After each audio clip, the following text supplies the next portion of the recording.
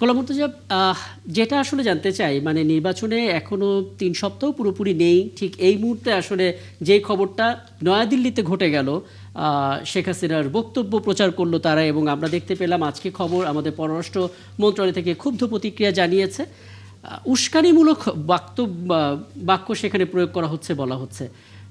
শঙ্কা কি জাগার মতো বিষয়? মানে আপনার কি মনে হয়? কেউ যদি দেশের অভ্যন্তরে একটা অরাজকতা তৈরি করতে চায়, সহিংসতা তৈরি করতে চায়, বিশৃঙ্খলা তৈরি করতে চায়, তাহলে সেটা নিয়ে উদ্বিগ্ন হবার যথেষ্ট কারণ আছে। সেই উদ্বেগটি পররাষ্ট্র মন্ত্রণালয় থেকে ব্যক্ত করা হয়েছে, এটা ১ নম্বর। ২ নম্বর হচ্ছে, দিল্লিতে বসে এই ধরনের কথা বলে দেশের ভেতরে সহিংসতা তৈরির চেষ্টা করা যেতে পারে, কিন্তু এটা তারা করতে পারবে না। ২ নম্বর। ৩ নম্বর হচ্ছে,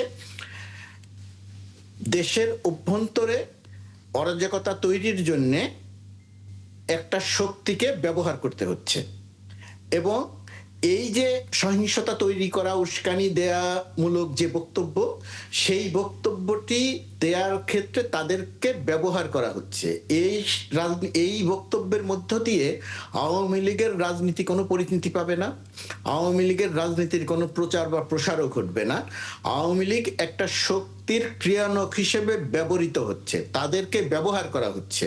তারা যখন ক্ষমতায় ছিল, যেহেতু তাদেরকে ব্যবহার করে যা ইচ্ছে তাই করানো যেত, জি হুজুর মানসিকতা নিয়ে যেহেতু তারা দেশ চালাতো, সেই জায়গাটি যেহেতু এখন পরিবর্তন হয়ে গেছে, এখন যারা ক্ষমতায় আছেন, ভবিষ্যতে যারা আসবেন, তারা যে আর ওই প্রক্রিয়ায় দেশ চালাবেন না, জি হুজুর বলবেন না, যা বলবেন তাতেই সম্মতি দেবেন না, সেটা তারা মানতে পারছে না। মানতে না পারার কারণেই বুঝতে পারছি। সবশেষ যদি ছোট করে একটু বলেন, এই যে আমরা এই যে আমরা বিভিন্ন সময় আমাদের দেশের পক্ষ থেকে যে উদ্বেগ প্রকাশ করি, ক্ষুব্ধ প্রকাশ করি, আমরা তাদের হাই কমিশনকে আমাদের দেশে এনে আমরা আমাদের প্রতিক্রিয়া জানাই, আদৌ এগুলো আসলে সেই দেশে কোনো প্রভাব ফেলে কিনা, তারা গুরুত্ব দেয় কিনা আমাদের উদ্বেগটা? না, গুরুত্ব দিল কি না দিল সেটা আলাদা বিষয়। এটি হচ্ছে কূটনৈতিক রীতিনীতি।